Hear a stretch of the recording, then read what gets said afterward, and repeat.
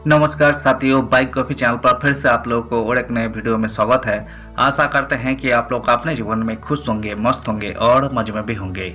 हमने आज फिर बॉलीवुड की बैकग्राउंड से जुड़ी हुई और एक रियल किस्से से आप लोगों को रूबरू करवाने वाले हैं। बॉलीवुड की बैकग्राउंड में अनगिनत किस्से कहानियाँ छुपी हुई होती है जो कि आम जन तक नहीं पहुँच पाते हैं। हमारे चैनल पर हम कोशिश करते हैं उन्हीं किस्से कहानियों को आपके सामने लाने की। तो चलिए कहानियों पे चलते हैं, शुरू करते हैं बॉलीवुड की बैकग्राउंड से जुड़ी हुई छुपी हुई और एक नए किस्से।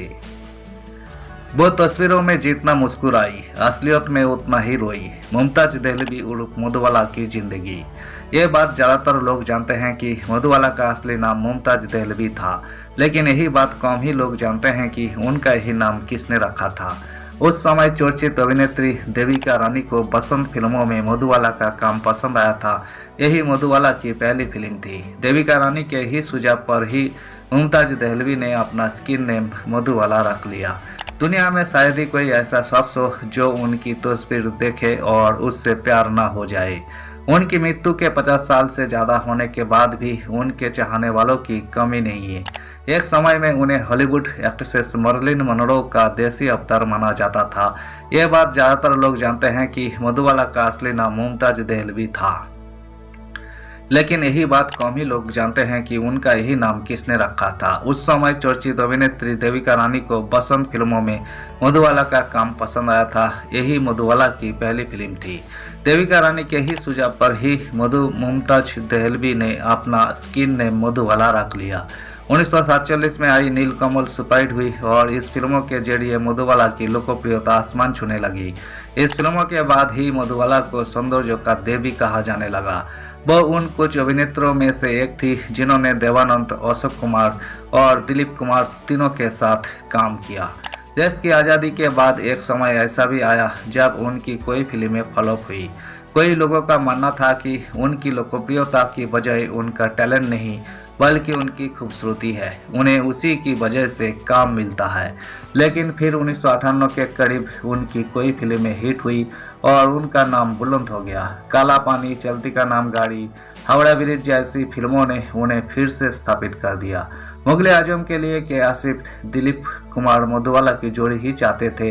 10 साल से ज़्यादा समय में बनी इस फिल्मों ने हर तरह के रिकॉर्ड तोड़े। इस फिल्मों के दौरान मधुबाला दिलीप कुमार का रिश्ता भी टूटा बिखरा। यह बात उस समय की है जब दिलीप कुमार मधुबाला का ब्रेकअप हो गया था, लेकिन फिल्म पूरी करने के लिए दोनों काम कर रहे थे। इस एक सीन में दिलीप कुमार को मधुबाला को थप्पड़ मारना था, लेकिन दिलीप कुमार से ऐसा हो नहीं पा रहा था।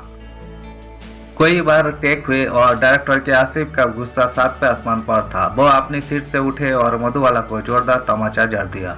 इसके बाद सेट पर शांति छा गई। इस जोरदार थप्पड़ के बाद मधुबाला रोने लगी, लेकिन यही सीन बाद में फिल्मों के सबसे यादगार सीन में से एक बन गया। कभी मुंबई पर राज करने वाले डॉन हाजी मस्तान को मधुबाला से इश्क हो गया था।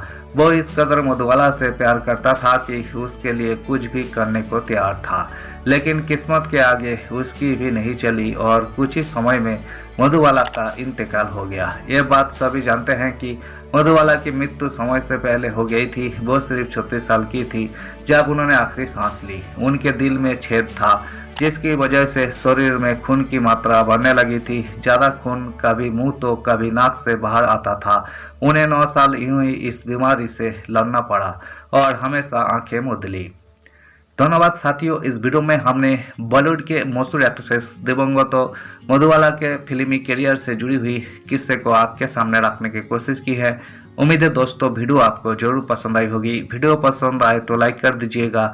चैनल पर नए आए हैं प्लीज़ एक सब्सक्राइब कर दीजिएगा। मिलते हैं नेक्स्ट वीडियो में। धन्यवाद।